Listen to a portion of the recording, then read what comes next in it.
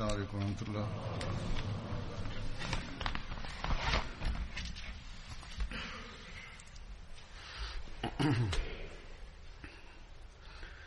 أشهد أن لا إله إلا الله أشهد أن لا إله إلا الله وحده لا شريك له وأشهد أن محمدا عبده ورسوله أما بعد فأعوذ بالله من الشيطان الرجيم بسم الله الرحمن الرحيم الحمد لله رب العالمين الرحمن الرحيم مالك يوم الدين إياك نعبد وإياك نستعين اهدنا الصراط المستقيم صراط الذين أنعمت عليهم غير المغضوب عليهم ولا الضالين. بفضل الله تعالى الجلسة السنوية في ألمانيا بعد أن جلبت أفضالا وبركات كثيرة، وكما أخبرتكم هناك في اليوم الأخير من الجلسة أن عدد الحضور كان يزيد على 40,000 مشارك بفضل الله تعالى، وسنرى مثل هذا الرقي كل سنة، وهذه منة الله وفضله علينا إذ يعطينا أكثر مما نعمل وينعم علينا أكثر مما نسعى، فعلينا أن نزداد شكرا لله تعالى ونزيد من مساعينا لتكثر أفضال الله تعالى ومننه.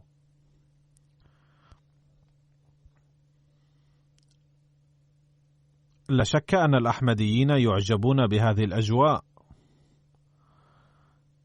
ولكن قال مئات الضيوف غير الأحمديين وغير المسلمين أنهم رأوا جوا غير عادي وشعروا بتأثير عجيب لما رأوا، كيف أن الأطفال والبنات الصغيرات أيضا يعملون ويساهمون، وكيف يعيش هذا العدد الهائل دون أن يكون هناك خصام أو فساد.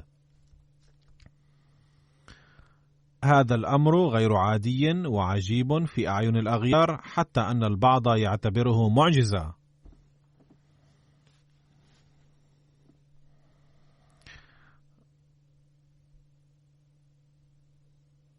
وعليه فإن جلستنا إلى جانب تربيتنا تصبح ذريعة كبرى لتبليغ دعوتنا أيضا،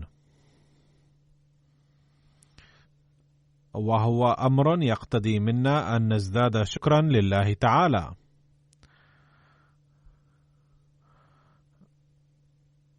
وينبغي أن نحرص على أن لا يكون هذا الجو مؤقتا، بل ينبغي أن تكون كل لحظة من حياتنا مظهرة للتعاليم الإسلامية الجميلة من خلال أعمالنا،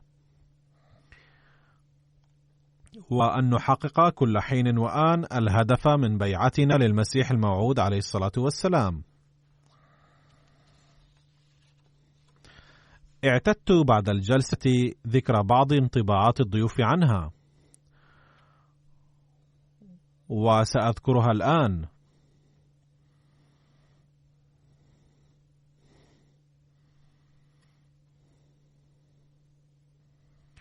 ولكن قبل ذلك أشكر جميع العاملين والعاملات الذين اشتغلوا ليلا ونهارا من أجل إنجاح ترتيبات الجلسة، وإلى الآن يعمل هؤلاء على إنهاء هذه الترتيبات هناك.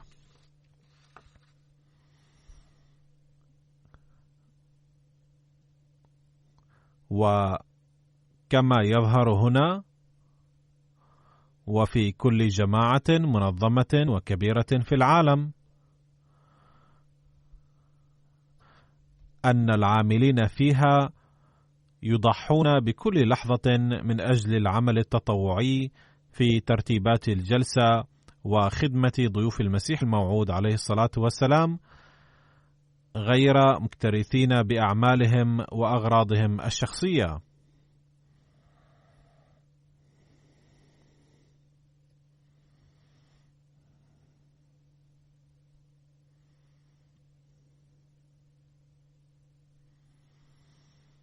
إن الجماعة الإسلامية الأحمدية في ألمانيا بفضل الله تعالى متقدمة في الإخلاص والوفاء، بل هي متفوقة في بعض المجالات على بعض الجماعات الكبيرة. فإن بقي أي نقص أو حصل أي تقصير في الأداء فمرجعه طريقة العمل للمسؤولين أو عدم استخدامهم العاملين بطريق صحيح أو عدم اتباعهم الطريق الصحيح. وإلا فإن أفراد الجماعة بفضل الله تعالى يعملون بكل إخلاص ويضحون بكل ما لديهم من نفس ونفيس، زادهم الله تعالى دوما إخلاصا ووفاء، آمين. نظرا لزيادة عدد الحضور هذه المرة، فكر المسؤولون وأمير الجماعة في ألمانيا والهيئة الإدارية المركزية بجدية في أن يكون لديهم مكان أوسع لعقد الجلسة.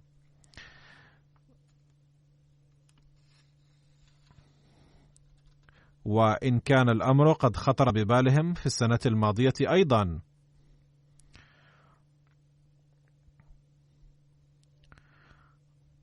وأنا أيضا كنت أنوه إليه، إلا أنهم فكروا في الأمر بجدية هذه السنة.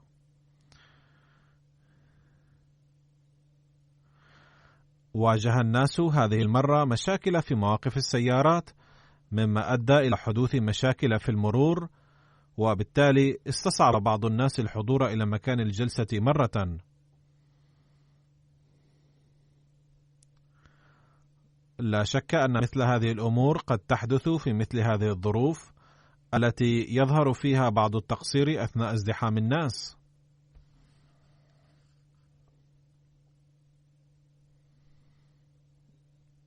وهكذا حصلت بعض المشاكل، وهو أمر طبيعي، وأبدى بعض الناس سخطهم، ولا سيما أولئك الذين كانوا يتأخرون عن الحضور في مكان الجلسة.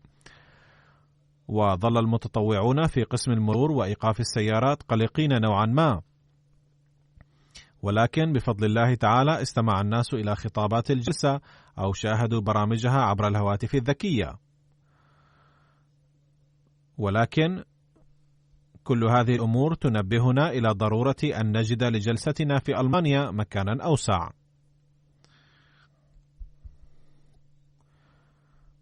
وفي المكان الحالي لا نملك حرية كاملة، إذ إن موعد الجلسة أيضا يحدد بحسب الموعد الذي يتيحه لنا أصحاب الصالة،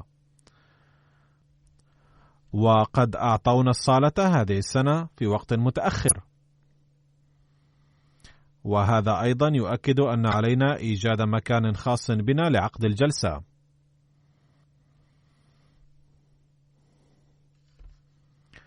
وقد أخبرني أمير الجماعة في ألمانيا أنهم وجدوا مكانا أعجبوا به ويسعون لشرائه، فإن كان خيرا ندعو الله تعالى أن يسهل للجماعة شراءه.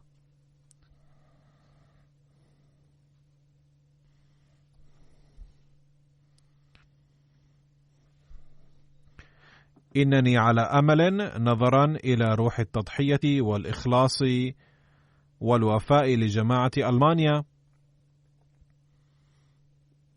أنهم إذا احتاجوا إلى التضحية المالية فإن أبناء الجماعة سيكونون على أهبة الاستعداد، وفقهم الله تعالى لذلك.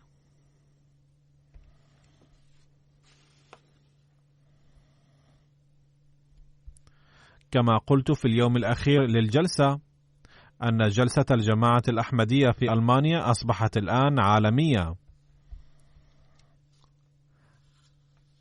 كان الحضور في جلسة ألمانيا للأحمديين في أوروبا سهلا مسبقا، ولكن لوحظ هذه السنة أن المجيء من دول الاتحاد السوفيتي سابقا ومن بعض البلاد الإفريقية أيضا كان سهلا نوعا ما، إذ حصلوا على التأشيرة بسهولة. ونظرا إلى كل هذه الأمور هناك حاجة إلى توسيع مكان الجلسة في ألمانيا والتوسع في ترتيباتها.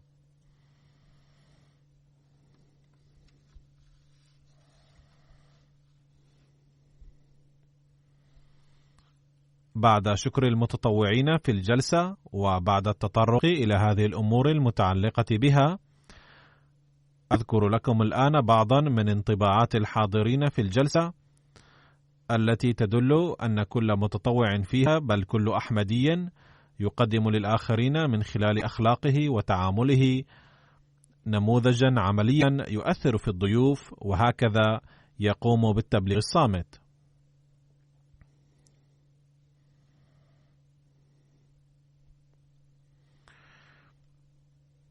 يعقد هناك في أيام الجلسة ظهر يوم السبت تحديدا برنامج لغير الأحمديين وغير المسلمين، وألقي فيه خطابا. أولا أذكر انطباع بعض الضيوف ممن حضروا هذا البرنامج، ويتضمن هذا البرنامج نشاطا تبشيريا أيضا يقوم به المسؤولون المحليون مع الضيوف، فتكون هذه جلسة تبليغية. لقد اشترك في هذه الجلسة التبليغية هذه السنة 1179 ضيفا، منهم 502 من الألمان، إضافة إلى 341 ضيفا من دول أوروبا كلها، وجاء 157 ضيفا من الدول العربية، 104 من آسيا و75 من أفريقيا. وهكذا قد شارك في هذا البرنامج ضيوف من 67 بلدا.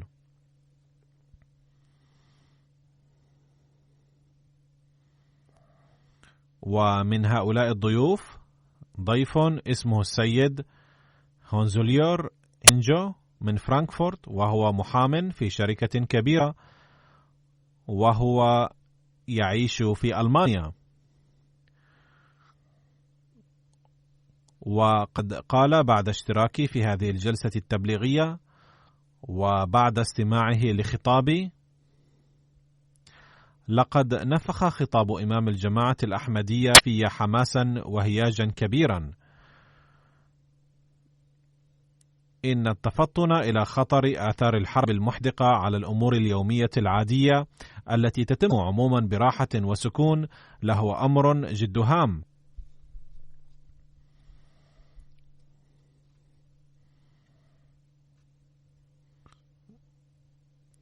لم يشعر إمام الجماعة الأحمدية الأخطار المحدقة في المستقبل لنفسه فقط، بل ينبه عنها العالم أيضا.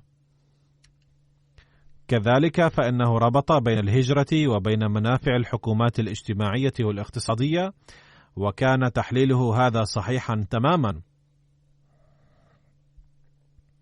وإنني كخبير في الشؤون القانونية سأخبر زملائي عن ضرورة فهمهم لهذه الحاجة المزدوجة، وذلك لأن الناس هنا يذكرون عموما المهاجرين بصورة سلبية، ولكنهم يغفلون حينذاك منافع الهجرة المنوطة بالبلاد والأقوام، وهو جانب أهم. ثم هناك السيدة مارينا بيبليك التي هي خبيرة في المعلوماتية في الخطوط الجوية الألمانية، تقول: بقيت أفكر خلال استماعي للخطاب أن القادة وزعماء الآخرين أيضا يتكلمون في مثل هذه المواضيع، وينصحون الناس بتوقي أخطار العالم المستقبلية، وإن الكلام حول موضوع أمن العالم لهو من قبيل القضايا الساخنة لزعماء العالم، ولكنني لم أرى في خطاباتهم القوة التي تمتع بها خطاب إمام الجماعة الأحمدية. والأمر الثاني الذي لاحظته أن إمام الجماعة الأحمدية قام بتحقيق شامل ومفصل للقضية، مما يدل على حرقته العميقة، إذ بدون هذه الحرقة لا يستطيع أن يقدم أحد مثل هذا التحليل التفصيلي. إن إمام الجماعة الأحمدية لم يوضح الأمر من الزاوية الدينية فحسب، بل أوضح لقادة العالم من الناحية الاجتماعية والاقتصادية أن أمن العالم منوط بخشية الله وبمخافته. فإن لم يتم اتخاذ خطوات بعيدا عن تحقيق الأهداف الشخصية للدول، لكنا نحن مسؤولين عن الدمار المهول الذي تسببه الحرب الذرية. تقول: أرى أنه أوصل الرسالة بوضوح تام، وهذا التنبيه كاف لتقشعر له أبدان الناس إن لم تكن هناك بعض العصبيات تحول دون ذلك، وينبغي أن تبلغ هذه الرسالة إلى أصحاب الحل والعقد في العالم، لأنه من أجل خير الإنسانية كلها لا بد أن يتم التوعية بهذا الأمر عالميا. وقد حضر السيد كلاوزي وزوجته السيدة هايدي وهما من الألمان، يقولان: عندما جئنا إلى هنا كنا نشعر بالخوف. لا شك أننا تعرفنا إلى الجماعة الأحمدية منذ سنوات، ولكننا كنا نتحفظ كثيرا عندما جئنا للجلسة، وكان موقفنا مبنيا على المعلومات التي سمعناها عن الإسلام والمسلمين من خلال وسائل الإعلام. لأجل ذلك كنا خائفين اليوم أيضا عند حضورنا إلى هنا، إذ لم نكن نعرف طبيعة الحضور. ولكن بعدما جئنا إلى هنا ارتحنا كثيرا، ووجدنا الجو مفعما بالمحبة حتى شعرنا وكأننا في بيئة مألوفة. ثم تقول زوجته عن خطابي بعد استماعها له: أريد أن أقول أنني رأيت أهوال الحرب بأم عيني. هي تتكلم عن الحرب العالمية الثانية، وكان كلام حضرته عن الدمار المهول الذي نبه إليه إمام الجماعة الأحمدية قبل حدوثه أو ينبه، وكان له وقع مختلف على مثل ممن رأى الحرب العالمية. وإننا متفقون مع كل كلمة في هذا الخطاب، ونتمنى أن يعي الجيل الحالي هذا الأمر ويدركه في وقت مناسب.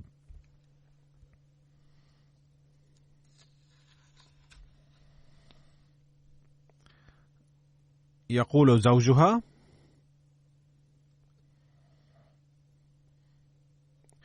إن إمام الجماعة قد نبه إلى الأخطار، إلا أنه لم يذكر اسم أحد، ولم يكن في كلامه إشارة أو ميل إلى جهة معينة، وكان أسلوب خطابه وأسلوب النصيحة الصادقة التي كانت منزهة عن الإعجاب الشخصي.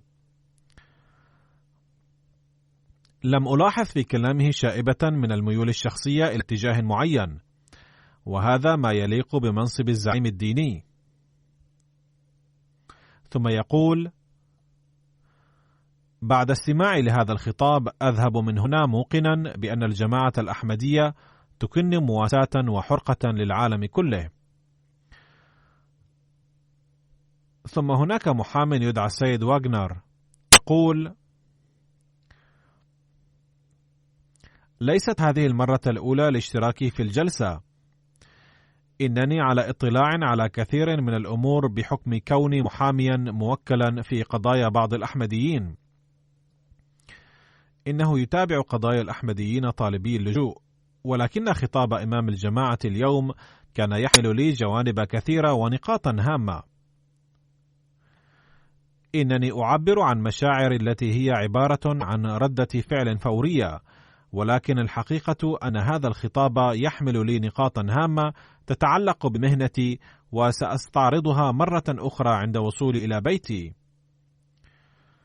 إن وجهة النظر التي قدمها اليوم إمام الجماعة الأحمدية عن المهاجرين واللاجئين من شأنها أن تخلق الوقار في العلاقة بين البلاد المضيفة والمهاجرين، وخاصة في ضوء الأعداد والإحصائيات وكبار السن والبالغين سن التقاعد من المواطنين.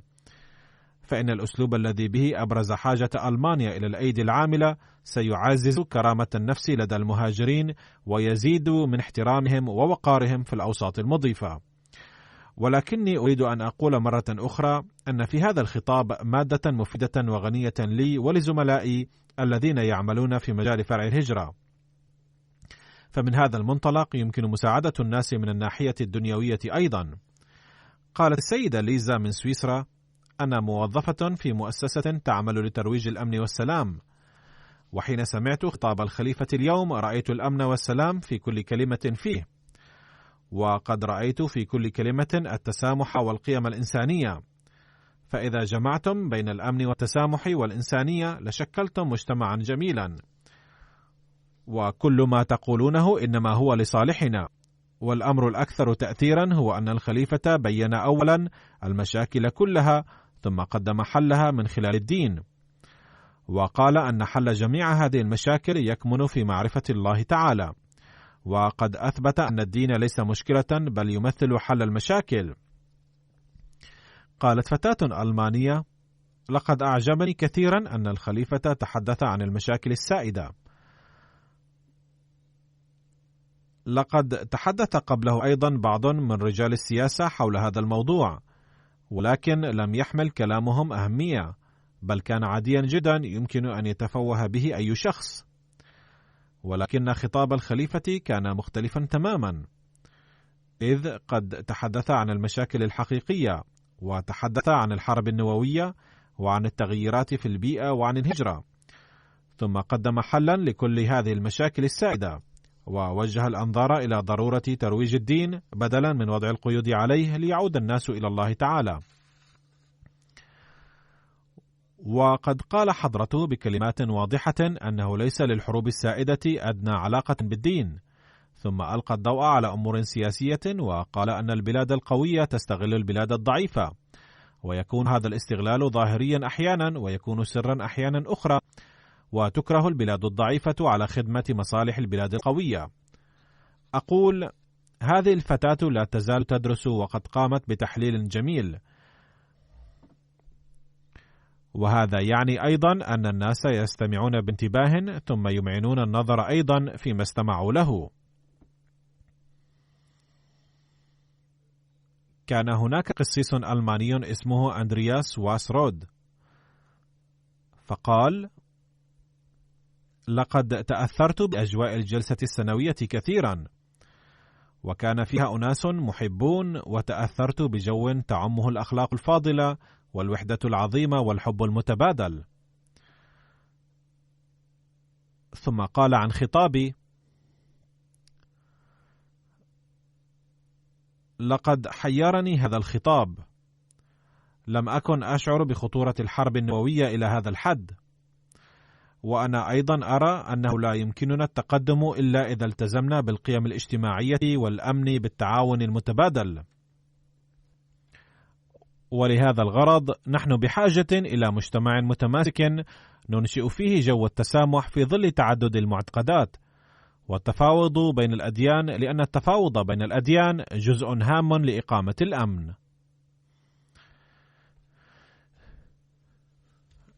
أقول: ثم هناك انطباعات الناس عن الجلسة بوجه عام، وقد أخذت بعضا من تلك الأمثلة للبيان هنا على سبيل المثال.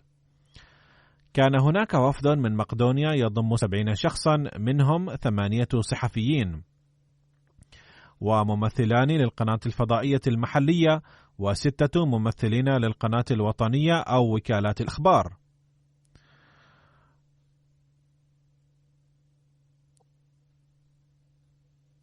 وبعضهم أجروا مقابلات أيضا إضافة إلى مشاهدتهم وقائع الجلسة، كذلك طرحوا أسئلة على بعض الناس.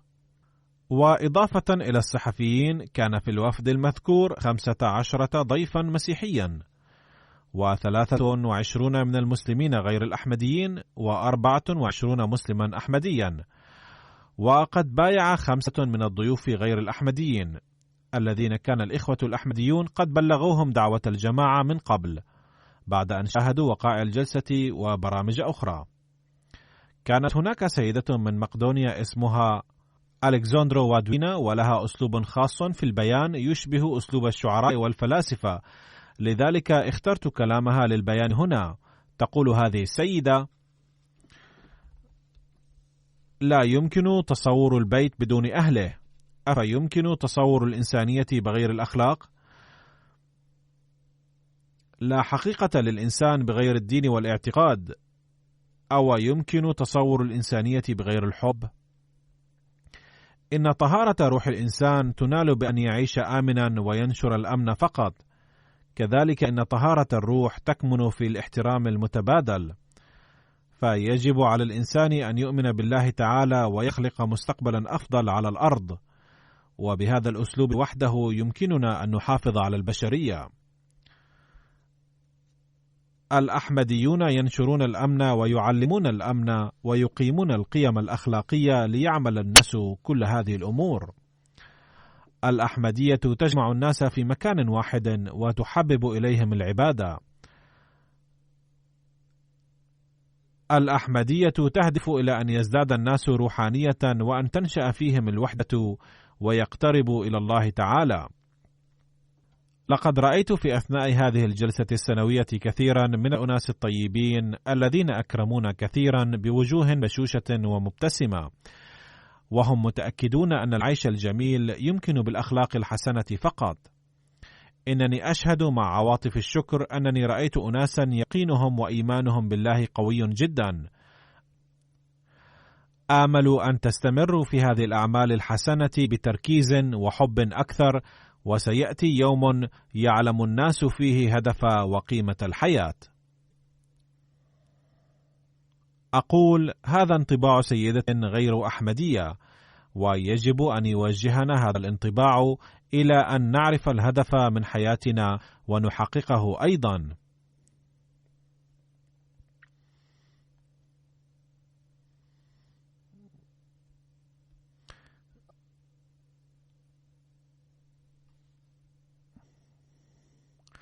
كان في وفد مقدونيا صحفي اسمه زورانجو زوينسكي يمثل قناة تلفزيونية،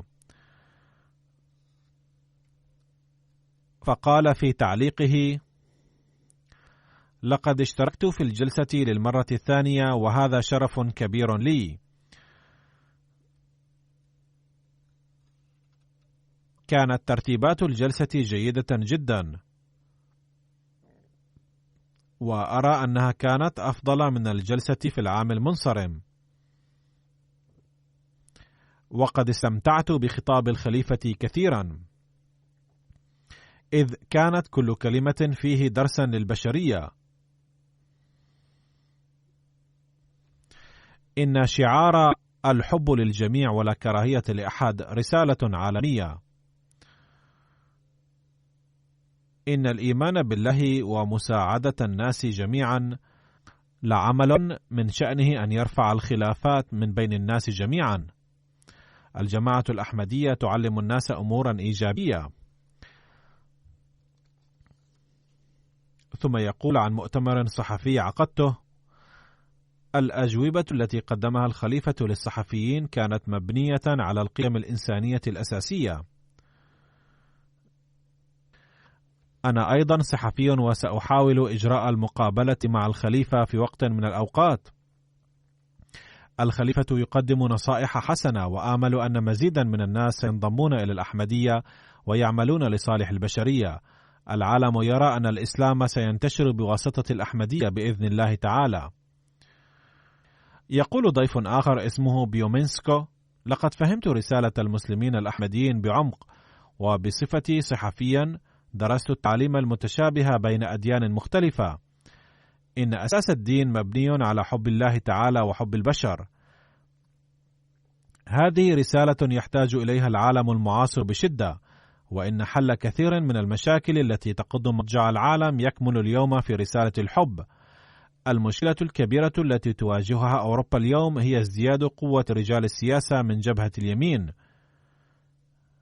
وحلها يكمن في المفاوضات بين الأديان والحضارات. وإذا بحثنا عن الله تعالى سنعلم أنه ليس هناك فرق كبير بيننا، وبقدر ما نبتعد عن الله تعالى سنبتعد عن الإنسانية والناس بالقدر نفسه.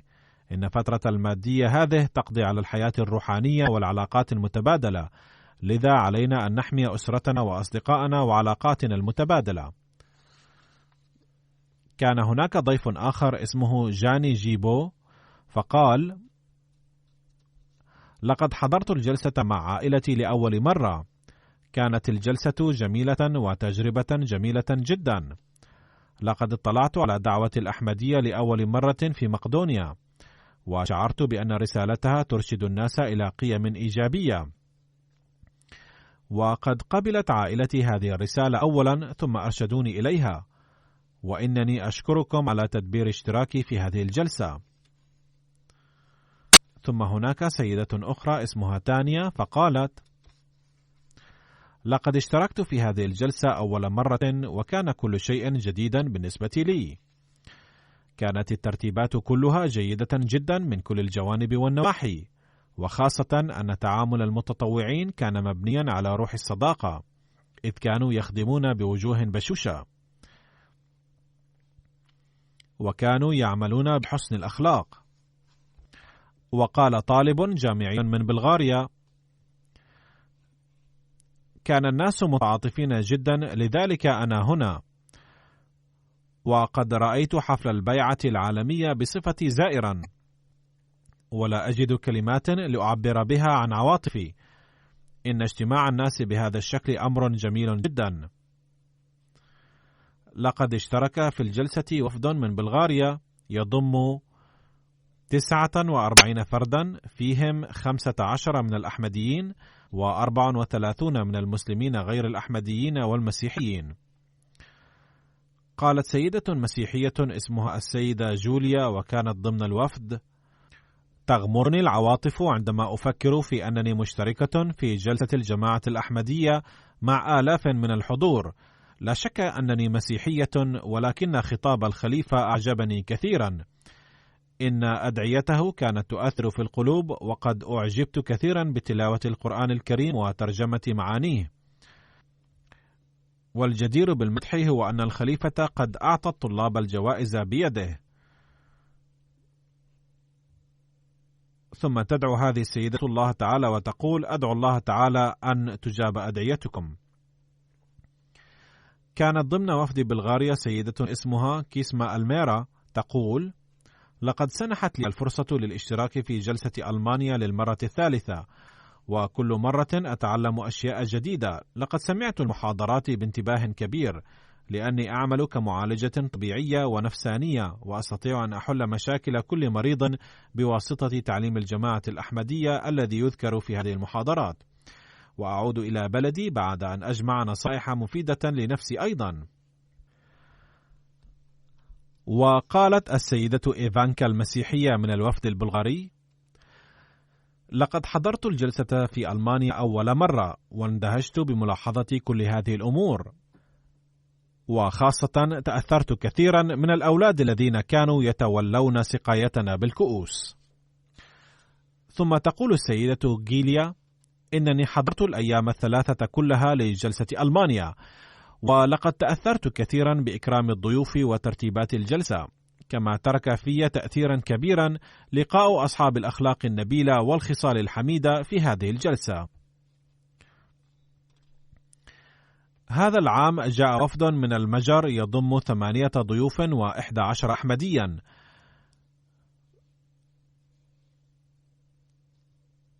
يقول السيد ساون ساوبين وهو ينتمي إلى قومية الروم وحضر الجلسة لأول مرة: لقد شكلنا منظمة لرفاهية قومنا ومساعدتهم القانونية، وعدد أعضائها أكثر من 16,000 شخص. إنني أزور بمقتضى عملي أناسا من خلفيات مختلفة، وأحضر شتى المناسبات، وأشارك في برامج مختلفة. فقد حضرت برامج اليهود والمسلمين والمسيحيين، ولم أرى في أي من تلك البرامج في حياتي الحب واحترام الإنسانية والمساواة والتآخي الذي وجدته هنا في الجلسة.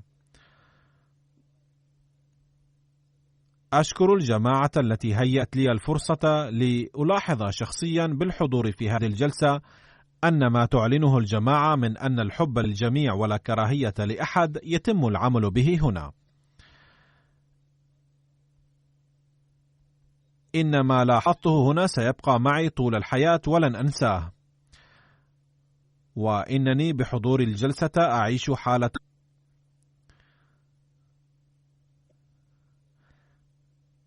في بلدي هناك كراهية خاصة تجاه المسلمين بسبب اللاجئين المسلمين، وإننا نرفع الصوت بحقهم سلفا، والآن سوف نرفع هذا الصوت باهتمام وتركيز أكثر، ونعلن أن ما يقال عن المسلمين في الإعلام هو غلط تماما.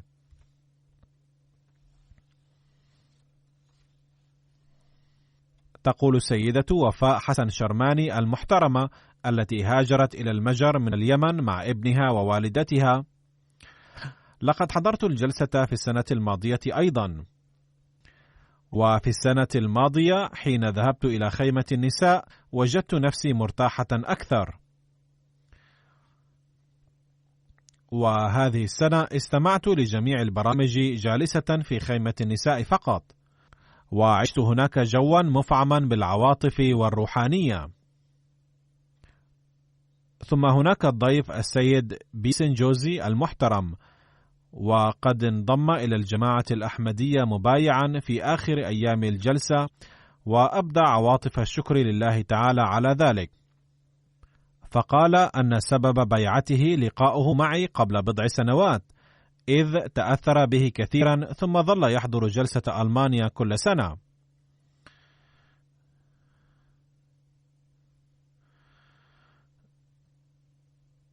يقول ضيف آخر وهو أحمدي واسمه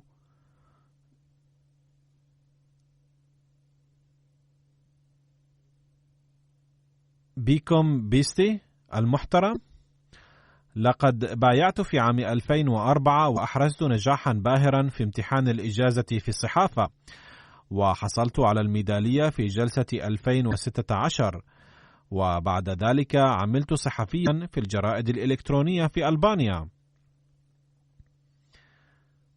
في السنة الماضية قدمت طلبا للعطلة لحضور الجلسة ولم يقبل، فقدمت الاستقالة لأني ما كنت أطيق الغياب عن الجلسة، فهيأ الله لي في اليوم نفسه العمل في شركة إعلامية أخرى، فوافقت على أن أبدأ العمل بعد العودة من جلسة ألمانيا. مثل ذلك كنت بدأت العمل هذا العام أيضا قبل 4 أشهر في إحدى الجرائد الإلكترونية، وبحسب قواعد الشركة ما كنت أستطيع الحصول على عطلة قبل 6 أشهر، ومع ذلك قدمت الطلب ولم يقبل، فقدمت الاستقالة. ثم استلمت في اليوم نفسه عرض العمل من 3 شركات، فقبلت أحد العروض بشرط أن أبدأ العمل بعد العودة من الجلسة في ألمانيا، فقبل طلبي هذا. فهذا هو المثال الصادق للإيمان وإيثار الدين على الدنيا الذي يبديه الجدد.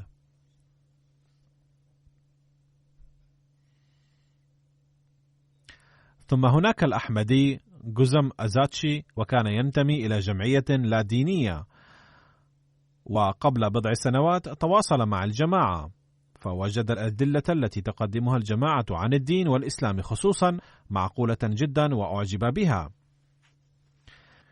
قبل ذلك كان يتبرأ من الدين بسبب الخرافات التي يذكرها المشايخ، فبايع قبل بضع سنوات، والآن بدأ يعمل تدريجا بتعاليم الإسلام، فقال: أعجبتني الجلسة كثيرا، حيث كانت الترتيبات والضيافة رائعة. لقد أعجبني خطاب الخليفة في اللجنة والخطاب النهائي للجلسة، ويجب أن نتذكر نحن الرجال دوما هذه الرسالة. ثم هناك الضيف الألباني السيد إيلي شوانجي المقيم في ألمانيا، يقول أن الجلسة السنوية اجتماع روحاني عظيم لكل أحمدي يشترك فيها، إضافة إلى أبناء الجماعة عدد كبير من أتباع الأديان والشعوب الأخرى. فبحضوره الجلسة تعرف إلى التعاليم الأساسية للإسلام من ناحية، ومن ناحية أخرى شاهد نماذج العمل بهذه التعاليم الجميلة بواسطة نظام الخلافة. وقال أن في هذه الأيام الثلاثة تعقد الجلسات في خيمة الرجال وخيمة النساء، وتقدم فيها التعاليم الجميلة للإسلام مقابل التحديات المعاصرة والتغيرات.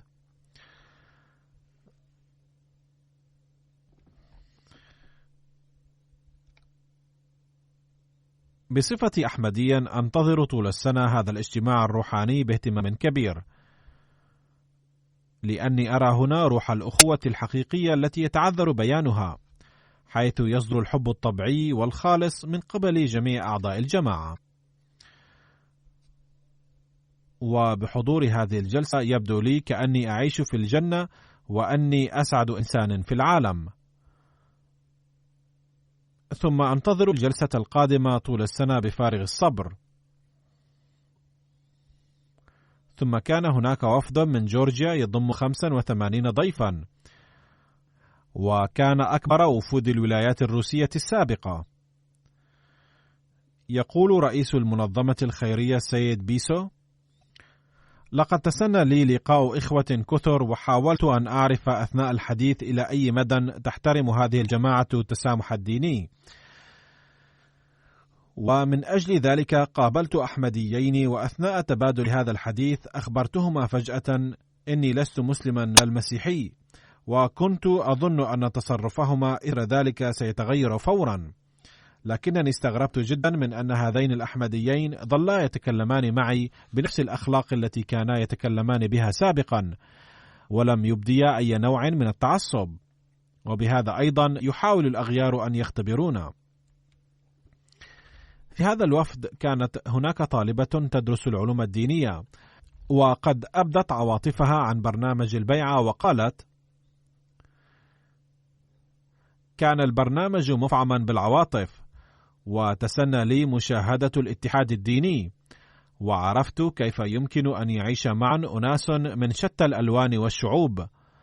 إنني أتلقى العلوم الدينية وحضرت الجلسة أول مرة، وأوقن بأن هذه الجلسة تشكل وسيلة رائعة للأمن والسلام.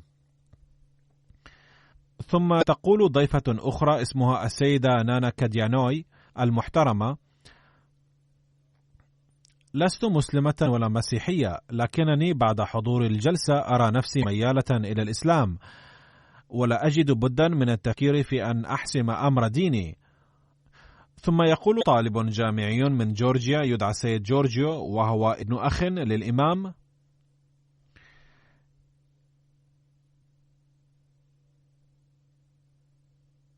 إني مسلم بالاسم فقط، لكنني بعد ملاحظة حب إمام الجماعة أثناء الجلسة سأقرأ أكثر عن الجماعة الأحمدية. حضر من كوسوفو أيضا وفد يضم 30 أحمديا و15 ضيفا من غير الجماعة، أحدهم السيد شيبز جرجي المحترم، فقد حضر الجلسة للمرة الثانية، وقال: حين أخبرت أني سوف أحضر الجلسة فرحت كثيرا، ثم حين عرفت نفقات السفر لحضور الجلسة ترددت كثيرا، لكن لقاء الخليفة وحضور الجلسة كانت أمنية غالية لي، لذا فقد بعت بقرتي، وبذلك توفرت لي نفقات السفر. وهكذا أيضا يسعى الأحمديون بعد البيعة لحضور الجلسة بتقديم التضحيات أيضا، فهذه أمثلة من زمن قديم يحييها هؤلاء الجدد. كان في وفد كوسوفو السيد سكندا أرسلاني المحترم، وهو أستاذ الأدب الألباني واللغة الألبانية، ونال سعادة البيعة هذا العام، فقال: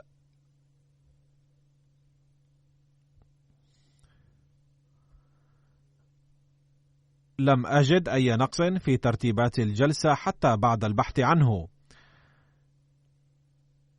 كانت الخطب رائعة، وتأثرت بخطب الخليفة أيضا كثيرا. المبايعة إنعام يجب أن نقدره نحن الجميع، لأن الاتحاد على يد واحدة في هذه البيئة هو مفتاح النجاح حصرا. 3 سيدات من الوفد الآتي من مالطا دخلنا خيمة النساء فقلنا: إننا وجدنا ترحيبا واهتماما كبيرا، حيث كان الجو العائلي في خيمة النساء، وكان يبدو وكأننا معارف منذ القرون، مع أنه كان أول لقاء لنا. ثم قلنا: وجدنا ارتياحا أكثر في خيمة النساء، وتسنى لنا الاطلاع على تعاليم الإسلام للرجال والنساء كليهما، وتسنى لنا فهم فلسفة عقد جلسة الرجال والنساء منفصلة والحكمة العميقة فيه. والآن بناء على تجربتنا الشخصية نستطيع أن نقول أن تعاليم الإسلام عميقة ومبنية على حكمة، حيث تجد النساء السهولة والارتياح أكثر في خيمة منفصلة، وتسنح لهن الفرصة لتنظيم الأمور وإظهار مواهبهن. فالجدير بالملاحظة أن الأغيار أيضا بدأوا يقرون بأن تنظيم البرامج للرساء والنساء في أماكن منفصلة ضروري. يجب أن تفكر في ذلك بعض الفتيات الأحمديات التي تساورهن الأفكار أحيانا حول سبب عقد البرامج للرجال والنساء في مكان واحد، ولماذا لا توجد الحرية. تقول ضيفة من مالطا وهي تزوجت حديثا أنها تأثرت بخطابي في النساء كثيرا، حيث لفت الأنظار إلى تأدية حقوق الرجال والنساء ومسؤولياتهم. وتقول: تظهر المشاكل في البيوت عادة، وإن توجيهكم بهذا الخصوص سيكون مفيدا جدا دوما. ثم قالت: إن تعليم الإسلام عن الطهارة والعفاف قبل الزواج شامل ومليء بالحكمة، وهذا أمر هام جدا، كما وجهتنا إلى الطهارة المادية والروحية والتقوى والورع. إذا تسنى لي حضور الجلسة مرة أخرى فسوف أقضي كل وقتي في خيمة النساء، لأن الجو هناك كان دينيا وروحانيا جدا. قال ضيف جاء من قرقيزستان: كانت مشاعري غير عادية بعد حضور الجلسة السنوية. لم أبكي قبل الأحمدية قط، ولكنني بكيت في قاديان وفي ألمانيا فقط. كنت أشعر أن قلبي قد رق وحدث فيه تغير، وكل من يبايع يزيدني إيمانا. كنت شيخا في السابق، وحين قرأت كتب الجماعة الأحمدية عرفت حقيقة جميع الأمور الواردة في القرآن الكريم عن الدجال والمسيح الموعود وغيرها. شعرت عند البيعة كأن الماء البارد يلقى علي، وأصبحت الآن مسلما حقيقيا.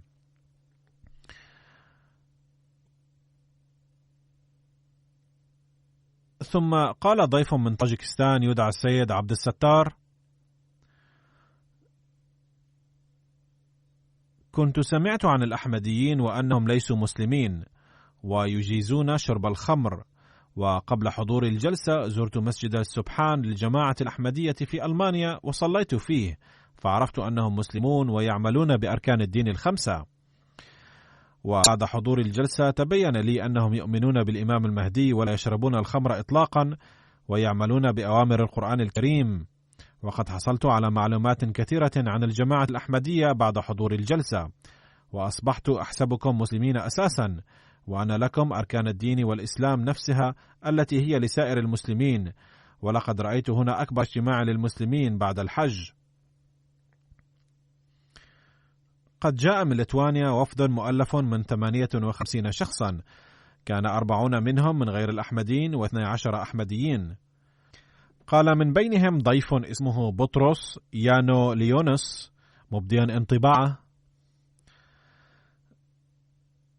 لم يكن رأيي في الإسلام جيدا قبل حضور الجلسة، ولكن بعد مشاركتي في الجلسة صار رأيي في الإسلام إيجابيا، وشعرت في الجلسة أن المسلمين مخلصون للغاية لاعتقادهم، بل أريد أن أقول إنهم مخلصون أكثر بكثير من المسيحيين. ثم قالت سيدة من ليتوانيا تدعى السيدة منيفة: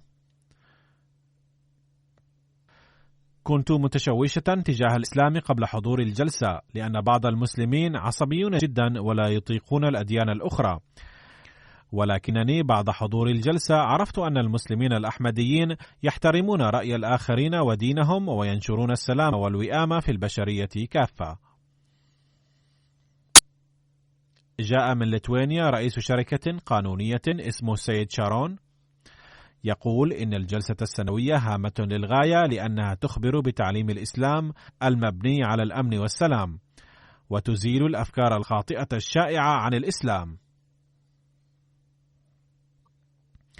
قال شخص سوري وهو يبين قصة بيعته الذي كان في يناير 2019: بايع أبي في عام 2008 ثم بايع أخي، ومع أنني كنت حضرت الجلسة 3 مرات وكنت أرى الناس يبكون متأثرين بالعواطف، فكنت أستغرب وأضحك وأتساءل لماذا يبكي هؤلاء الناس، وبقيت على معارضتي ولم أبايع.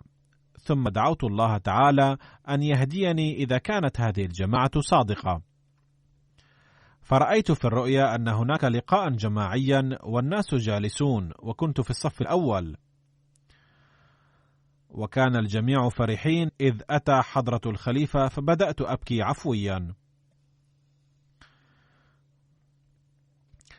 فدعاني الخليفة إليه وعاملني بلطف وقال: تعال اجلس هنا. قال: ثم استيقظت وانشرح صدري للبيعة فبايعت.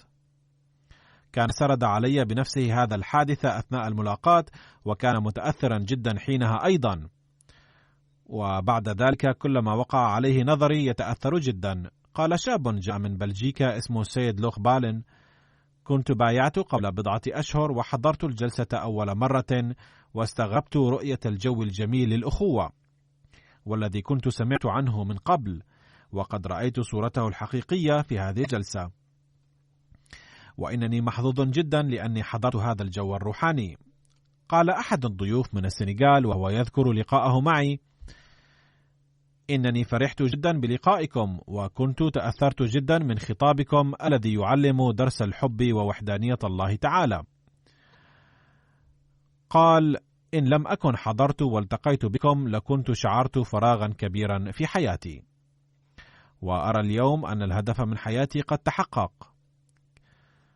كان قد أحضر معه قاربا وكان جالسا واضعا إياه في حضنه، وحين سألته عنه قال: هذه هدية أحضرناها لكم، وهي قارب الأمن وقارب الحب للجميع ولا كراهية لأحد، ولن ينال الأمن والسلام إلا الذي يركبه، وهو قارب الأحمدية. وكان يقصد من إهداء القارب أن معيشة بلادهم منوطة بالقوارب، لأن عددا كبيرا في بلادهم يصطادون السمك، لذا يرجو الدعاء لبلادهم.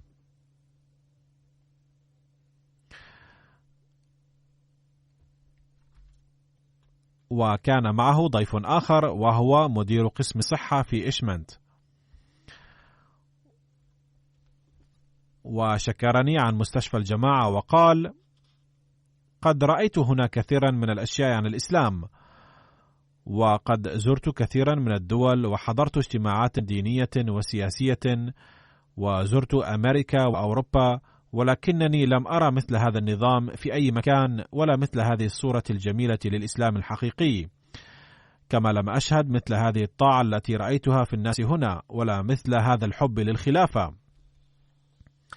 قال: أستطيع القول على وجه البصيرة بأن لا أحد في الدنيا كلها يحب قائده السياسي أو الديني بقدر ما رأيت الناس هنا يحبون خليفتهم، وأنني أعترف بهذه الحقيقة.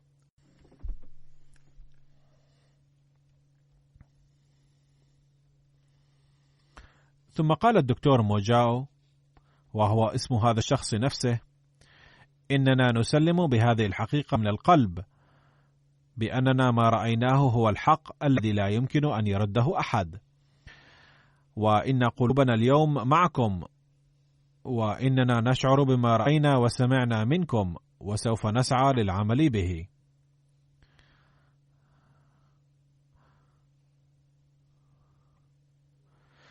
لقد حضر الجلسة وفد من البوسنة أيضا، وكانوا 74 شخصا، وهناك رئيس لجمعية محلية يدعى سيد ياسمين سباتشيت يقول: يظهر حبكم للإسلام ولمؤسس الإسلام من كلماتكم التي تنشر الحب، وكان بيانكم عن السيرة الطيبة للنبي صلى الله عليه وسلم يأخذ بمجامع القلب، وهذا ما كان النبي صلى الله عليه وسلم يفعل. وأضاف: إنني أدعو الله تعالى أن تكون الجلسة القادمة أحسن من هذه، وأن تقوي هذه الجلسة الأمة المحمدية وتتسبب في خلق الوحدة فيها. ثم قالت السيدة يمينة تشاتشيوش: قد شعرت بحضور الجلسة أن في محيط الجلسة قوة وتأثيرا ينفخ روح الحياة في إنسان ميت روحانيا.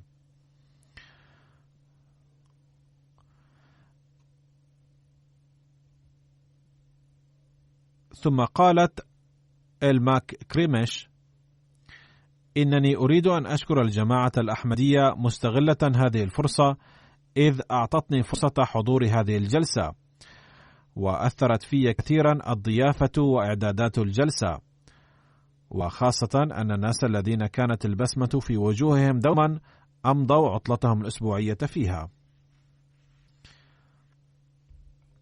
وحين عقدت البيعة بايع 137 شخصا من 16 دولة، منها ألبانيا وصربيا وهولندا وألمانيا وشيشان ورومانيا وكوسوفا وبلجيكا وسوريا وتركيا وأوزبكستان ولبنان والسنغال وغانا وغامبيا وغينيا كوناكري.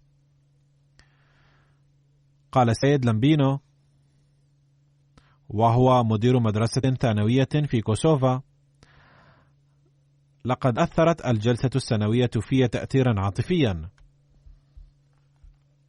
وخاصة حين قلتم للحشد الكبير اجلسوا، فجلس الجميع فورا، ولم أشهد قط مثل هذا المشهد في أي مكان في الدنيا. وأضاف: أقول بعد حضور هذه الجلسة أنه ينبغي ألا تكون الجلسة ل3 أيام فقط، بل ل30 يوما. قال: ما كنت أريد المبايعة، ولكنني تأثرت جدا بكل شيء وبمشهد البيعة، حتى تقدمت يدي تلقائيا للبيعة وبدأت أردد كلماتها، وقد بايعت الآن، ليس في الظاهر فقط بل في الحقيقة بايعت. ثم قال سيد أغاسف من أذربيجان: ما فكرت يوما أنني سأرى هذا المستوى العالي من الروحانية. بدأ الداعية محمود يعطيني معلومات عن الجماعة وعقائدها، فحسبت كلامه كذبا وافتراء ورفضته فورا، ولكنني لم أكن أعرف أن قوة الصدق ستجذبني إليه عاجلا. ولا شك أن صدق الجماعة وأدلتها قوي للغاية، والمشاهد التي كنت رأيتها في الفيديو رأيتها هنا رأي العين، ووجدت فرصة اللقاء مع الكثيرين في الجلسة، ولكن لقاء كل واحد منهم يعطي شعورا طيبا مماثلا، وهو دليل على أن الجماعة هي بالفعل جماعة. إن الله تعالى قد منحني شرف المبايعة على يدكم. وحين كنت أخبرت بذلك لم أصدق أولا، فسألت 4 أو 5 مرات: هل فعلا سأبايع واضعا يدي على يد الخليفة؟ فأخذت عيناي تذرفان، وقلت فورا: لأنني لا أستحق ذلك. ثم بدأت في الصلاة على النبي صلى الله عليه وسلم والاستغفار، ولم أستطع أن آكل شيئا أو أفعل شيئا آخر حتى أتى موعد البيعة بفضل الله تعالى. وقد آتاني الله تعالى قوة وفرصة روحانية، بحيث خررت ساجدا وشكرت الله تعالى الذي وفق هذا العبد المتواضع للمبايعة على يد حضرته. وعرفت بعد الجلسة أنني سأعطى فرصة للقاء آخر مع حضرته، فبقيت أفكر في أسئلة كثيرة، ولكن حين جاء اللقاء نسيت كل شيء، وتذكرت سؤالا مقلقا أكثر، وهو أنني حين سأعود بعد الجلسة إلى بلدي فهل سيبقى هذا المستوى من الروحانية؟ فقال حضرته: إذا كنت تريد أن تبقى على هذا المستوى من الروحانية فعليك الالتزام بقراءة دعاء سورة الفاتحة: اهدنا الصراط المستقيم صراط الذين أنعمت عليهم، والاستغفار.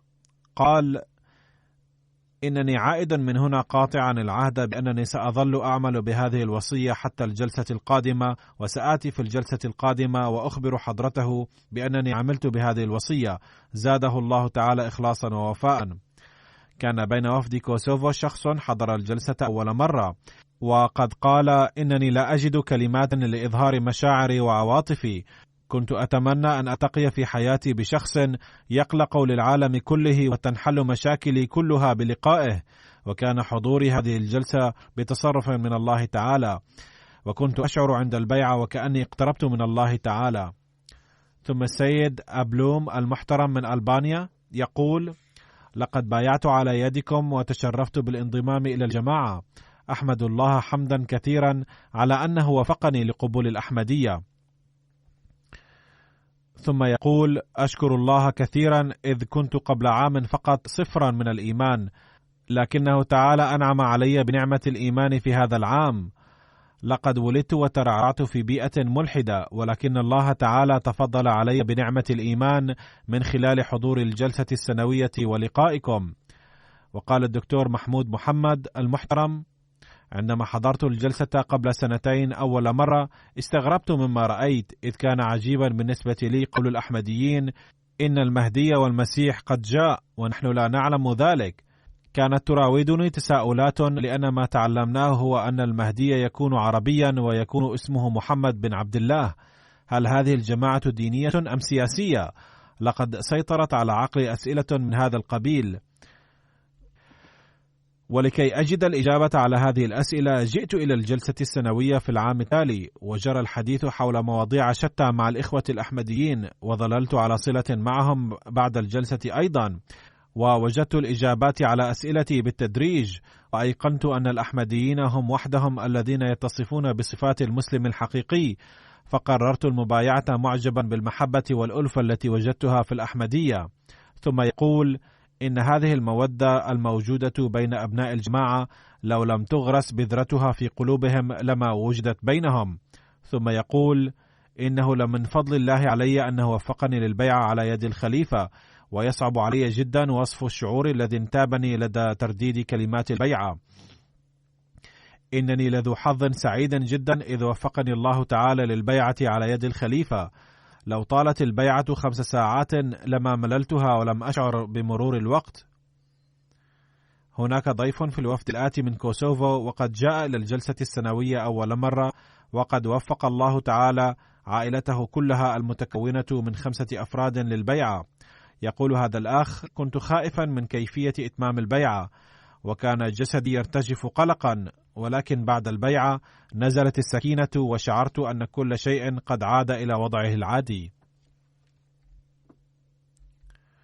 ويقول الأخ كمال لوان وهو لبناني: كان عندي مطعم وكان يزورني فيه أخ أحمدي اسمه محمد شادة، فقال لي ذات يوم: أريد أن أخبرك بشيء، وهو أن الإمام المهدي قد جاء وقد توفي أيضا.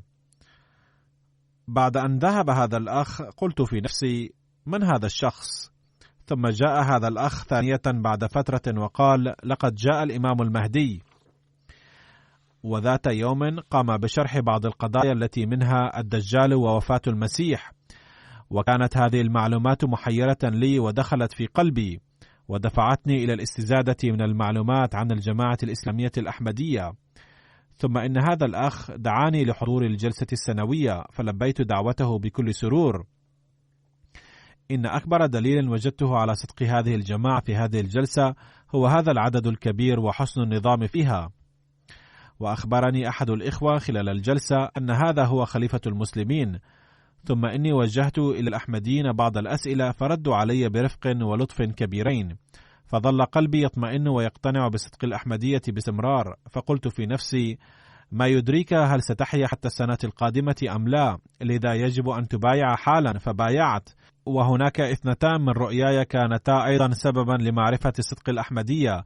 الحمد لله أن أحد أبنائي قد بايع أيضا، وأتمنى أن يبايع سائر أولادي.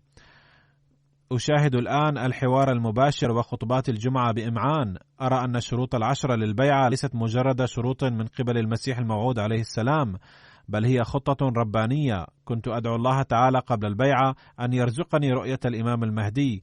إني نادم على حياتي السابقة التي قضيتها بدون هذه الجماعة، لذلك فإني أحترم كل أحمدي من أعماق قلبي، لأن هؤلاء يخدمون دين محمد المصطفى صلى الله عليه وسلم.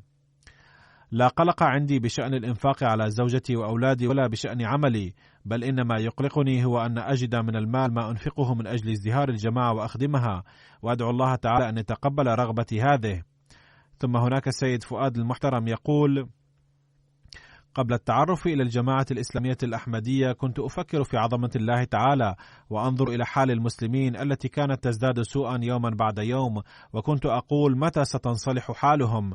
ثم هاجرت إلى ألمانيا، وعند رؤية العرب في أوروبا كنت أفكر وأقول في نفسي: على أيدي هؤلاء ينتشر الإسلام في أوروبا كما ورد في الحديث بأن الإسلام سينتشر في أوروبا في الزمن الأخير؟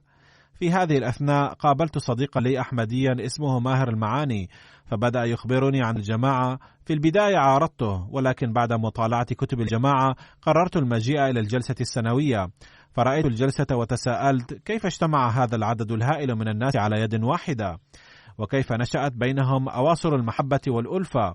فدعوت في صلاة التهجد كثيرا وقلت: إلهي، إذا كانت هذه الجماعة على الحق فوفقني للبيعة في هذه الجلسة نفسها، أي الجلسة السنوية لعام 2018. فاطمأن قلبي في تلك الجلسة وبايعت، لكن زوجتي رفضت البيعة، فقلت لها ناصحا: اقرأي هذه الكتب واستخيري الله تعالى. فقامت زوجتي بالاستخارة إلى 3 أشهر، فرأت في المنام أن هناك جمعا من الناس وهناك حمامة بيضاء بينهم، فسألت: ما هذه الحمامة؟ فقال شخص من بين القوم: هذه الحمامة قد جاءت إلى القدس لنشر الإسلام. بهذه الرؤية انشرح قلب زوجتي، وقد حضرت الجلسة السنوية هذه السنة 2019 وقد بايعت. ويتابع الأخ ويقول: إني جد مسرور لأن الله تعالى قد وفق عائلتي كلها لبيعة المسيح الموعود عليه السلام، وسوف أبلغ الآن هذه الدعوة بين أقاربي كلهم. تقول ضيفة جاءت من النمسا: لقد بايعت في 7 يوليو في الجلسة السنوية بألمانيا، وأسألكم الدعاء بأن تكون بيعتي مباركة، وأن لا أرتكب خطأ أنكت به عهد بيعتي، وبأن أحدث في نفسي تغييرات طيبة ذكرها المسيح الموعود عليه السلام في كتابه فلسفة تعاليم الإسلام. ثم تقول: أنا أحمدية مع عائلتي منذ عام 2011، ولكني لم أكن قد ملأت استمارة البيعة، وكنت أحسب نفسي أحمدية، وكنت أتمنى منذ الصغر أن أبلغ 18 من عمري فأبايع بنفسي على يدكم، وقد تحققت أمنيتي في هذا العام. وهذه العزيزة كانت تقوم بالدعوة حتى قبل ملء الاستمارة، وهكذا يشرح الله صدور الشباب والفتيات إلى الأحمدية. عبرت فتاة كردية عن انطباعاتها فقالت: كانت أمي قبلت الأحمدية، ولكني لم أكن مستعدة لذلك عندها، وبدأ صدري ينشرح للأحمدية منذ 10 شهور، لأني قد رأيت المودة بين الأحمديين، وبعد الاستماع لخطابكم اليوم قد زالت مخاوفي كلها. حضرت الجلسة في السنة الماضية أيضا، ولكن لم يكن حالي كما اليوم. والدتي فرحانة أيضا. الآن قد انتابني شعور عارم بأن علي الآن أن أصبح أحمدية.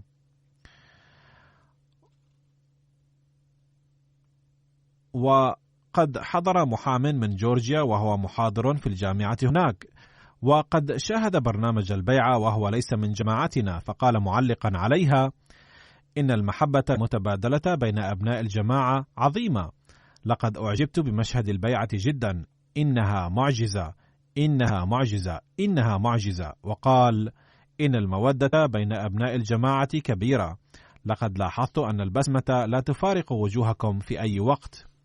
زاد الله هؤلاء المبايعين إخلاصا ووفاء وإيمانا وإيقانا، ومتع كل واحد منا ببركات الجلسة، وأورثنا دعوات المسيح الموعود عليه السلام. أما وسائل الإعلام في هذه السنة في ألمانيا فقد قامت 13 من الوكالات بتغطية فعاليات الجلسة، كما نشرت أخبارها في الصحف الإلكترونية على الإنترنت، علاوة على ألمانيا في إيطاليا والصين وسلوفاكيا أيضا. وبحسب تقديرات الإخوة قد وصلت رسالة الجماعة إلى حوالي 20,026,000 شخص. أما مواقع التواصل الاجتماعي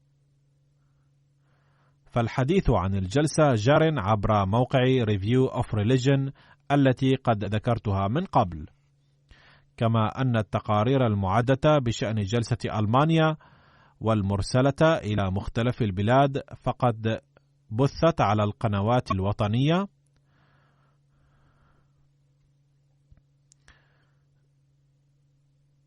في غانا وغامبيا ورواندا وسيراليون وأوغندا.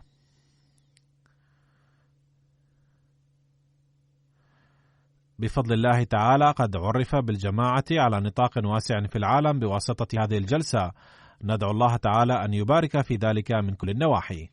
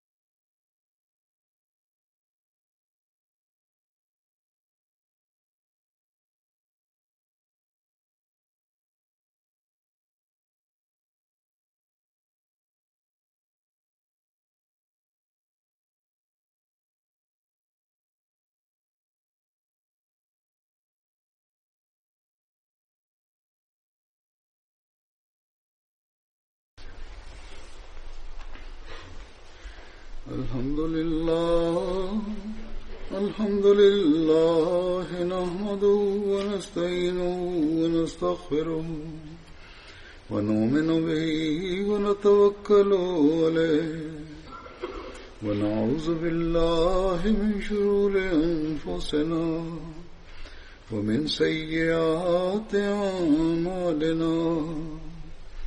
من يهده الله فلا مضل له ومن يضلل فلا هادي له ونشهد أن لا إله إلا الله ونشهد أن محمدا عبده ورسوله.